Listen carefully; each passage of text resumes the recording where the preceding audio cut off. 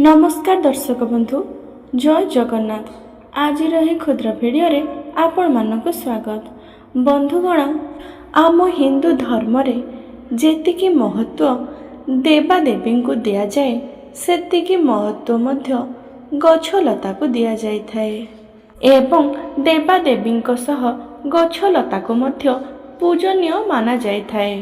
हिंदू पुराण अनुसार एमिति अनेक गुड़िए वृक्षलता रही अनेक गुड़िए वृक्षलता रही थाए जहाँ भितरे माता लक्ष्मी एवं भगवान विष्णु वास करिथांती। एहा छड़ा वास्तु शास्त्र रे अनेक गुड़िए शुभ गछ को विवेचना एवं वर्णना करा जायछि।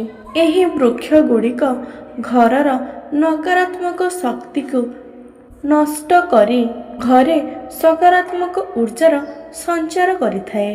तेबे बंधुगण, कौन आपण जानिछंती वास्तुशास्त्र रे एमिति एक वृक्षर नाम कुहा जायछि जहाँ धन को चुंबक परि आकर्षण करिथाए। एहाकू सठिक दिगरे लगाइले घरर आर्थिक समस्या दूर होइथाए। तंत्र शास्त्र रे लिखित रहिथिबा एही उपाय को जदि आपण एही गछ उपरे प्रयोग करिनेबे तेबे एमिति एक गुप्त जिनिस रहिछि जहाकू एही गछ मूलरे पोति देले आपनकू धनवान हेबारु केही रोकी पारिबे नाही।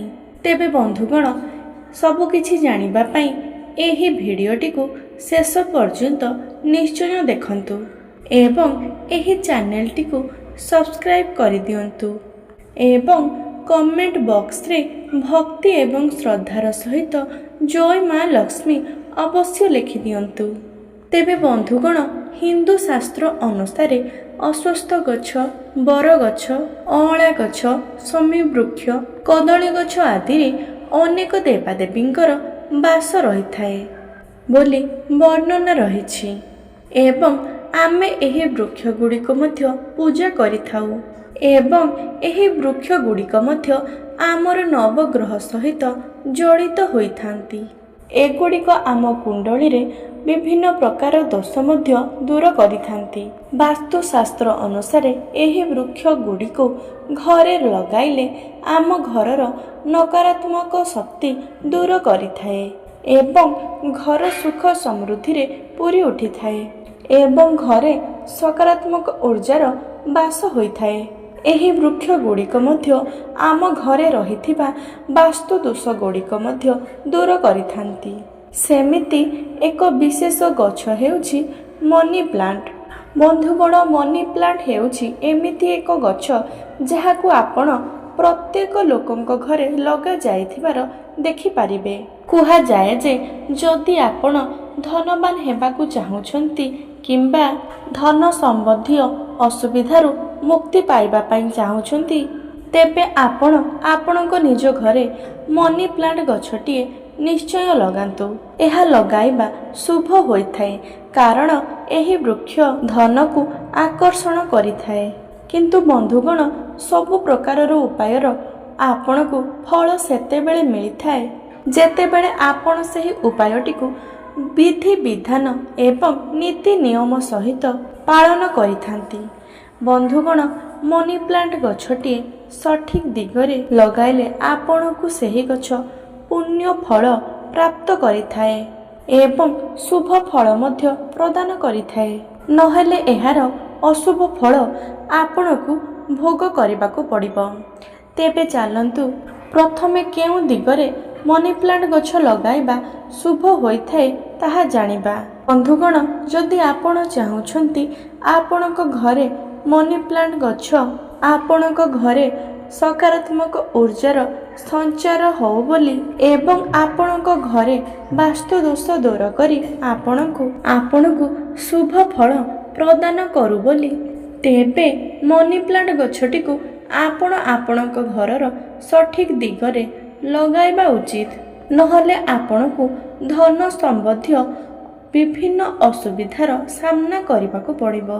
सेथिपाई मनी प्लांट को सर्वदा सठिक दिगरे लगाइबा उचित। मनी प्लांट लगाइबार सठिक दिग होउची पूर्व दक्षिण दिग। ଏବଂ ପଶ୍ଚିମ ଦିଗ।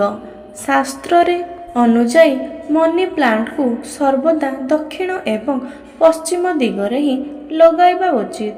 ପୂର୍ବ, ଦକ୍ଷିଣ ଏବଂ ପଶ୍ଚିମ ଦିଗ ହିଁ ମନି ପ୍ଲାଣ୍ଟ ପାଇଁ ସବୁଠୁ ଉତ୍ତମ ଦିଗ ଅଟେ। କାରଣ ଘରର ଦକ୍ଷିଣ ଦିଗ ନକାରାତ୍ମକ ଶକ୍ତିର ଦିଗ ହୋଇଥାଏ। ଏହି ଦିଗରେ ସବୁଠାରୁ ଅଧିକ ନକାରାତ୍ମକ ଶକ୍ତିର ବାସ ହୋଇଥାଏ। ଯଦି ଆପଣ ଏହି ଦିଗରେ ମନି ପ୍ଲାଣ୍ଟ ଗଛ ଲଗାଇବେ ତେବେ ଏହା ଆପଣଙ୍କୁ ଶୁଭ ଫଳ ପ୍ରଦାନ କରିବ।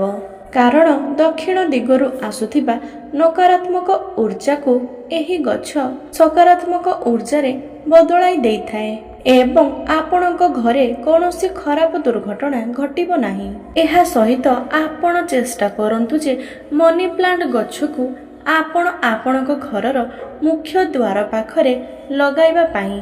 ଆପଣ ଚାହିଁଲେ ମନି ପ୍ଲାଣ୍ଟ ଗଛକୁ ଆପଣଙ୍କ ଘରର ଛାତ ଉପରେ ମଧ୍ୟ ଲଗାଇ ପାରିବେ।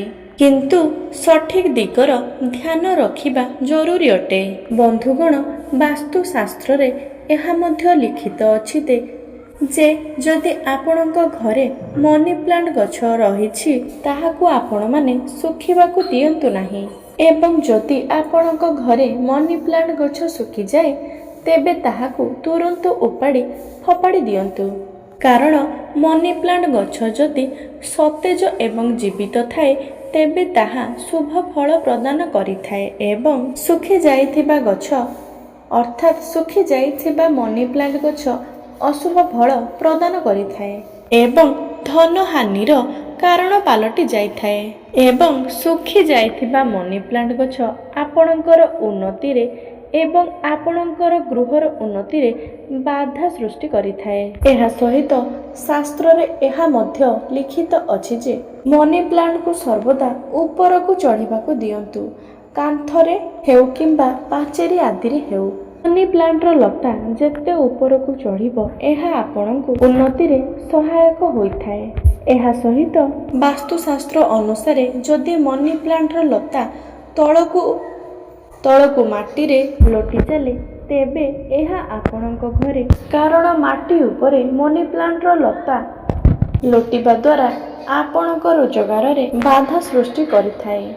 ମାଟିରେ ମନି ପ୍ଲାଣ୍ଟର ଲତା ଲୋଟିବା ଦ୍ୱାରା ଆପଣଙ୍କର ରୋଜଗାର ମଧ୍ୟ କମିବାକୁ ଲାଗିବ ଏବଂ ଆପଣଙ୍କର ଧନ ସମ୍ବନ୍ଧୀୟ ଅସୁବିଧାର ସାମ୍ନା କରିବାକୁ ପଡ଼ିଥାଏ। ଏହା ସହିତ ଆପଣ ଚେଷ୍ଟା କରିବେ ସବୁବେଳେ ଯେ ମନି ପ୍ଲାଣ୍ଟ ଗଛଟିକୁ ଆପଣ ସର୍ବଦା କାଚ ବୋତଲ କିମ୍ବା ମାଟିର ପାତ୍ରରେ ଲଗାଇବା ପାଇଁ।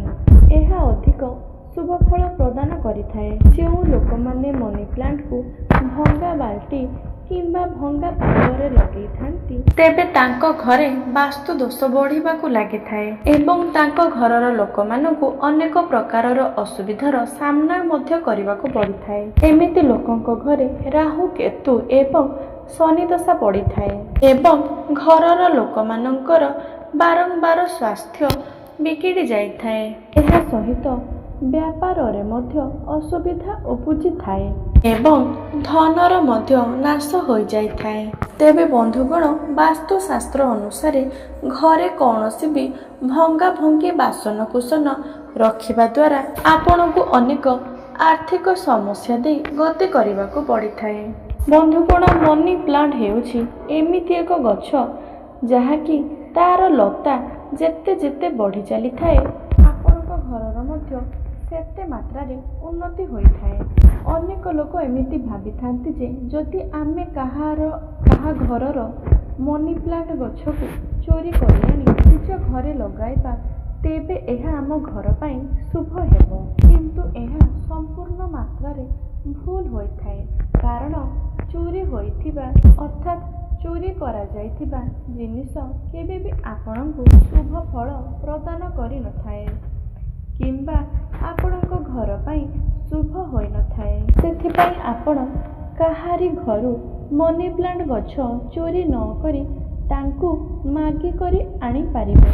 ହେଲେ ଧ୍ୟାନ ରଖନ୍ତୁ ଯେ ଯାହା ଘରୁ ଆପଣ ଏହି ମନି ପ୍ଲାଣ୍ଟର ଲତା ମାଗି କରି ଆଣିବେ ତାଙ୍କ ଘରେ ଯେମିତି ଧନର ଅଭାବ ନଥିବ ଏବଂ ଯାହାଙ୍କ ଘରେ ମା ଲକ୍ଷ୍ମୀଙ୍କର ଆଶୀର୍ବାଦ ଥିବ।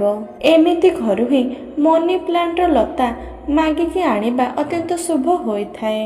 ମନି ପ୍ଲାଣ୍ଟ ଲଗାଇବା ସମୟରେ ଗୋଟିଏ ଛୋଟ କଥାର ଧ୍ୟାନ ରଖିବେ ଯେ ମନି ପ୍ଲାଣ୍ଟର ଲତା ଗୁଡ଼ିକ ଲଗାଇବା ସମୟରେ ଗୋଟିଏ ଉପରେ ଆଉ ଗୋଟିଏ ଯେମିତି ଯୋଡ଼ି ହୋଇ ନ ରହେ, ନହେଲେ ଆପଣଙ୍କ ଘରେ ଅଶାନ୍ତିର ପରିସ୍ଥିତି ସୃଷ୍ଟି ହୋଇପାରେ।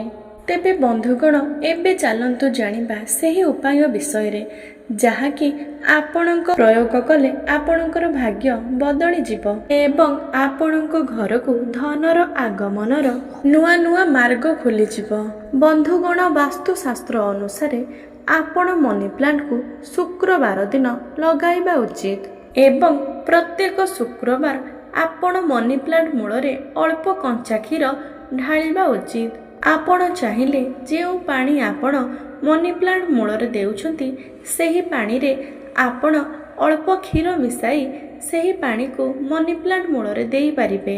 ଏହି ଉପାୟ କରିବା ପାଇଁ ଆପଣ ଶୁକ୍ରବାର ଦିନ ସକାଳୁ ଉଠି ନିତ୍ୟକର୍ମ ଏବଂ ସ୍ନାନ ଆଦି ସାରି ଏବଂ ତାପରେ ମା ଲକ୍ଷ୍ମୀଙ୍କୁ ପୂଜା କରି ଘିଅର ଦୀପ ଜଳାନ୍ତୁ ଏବଂ ଏହାପରେ ଏକ ନାଲି ସୂତା ନେଇ ମାଙ୍କର ପାଦ ତଳେ ରଖିଦିଅନ୍ତୁ।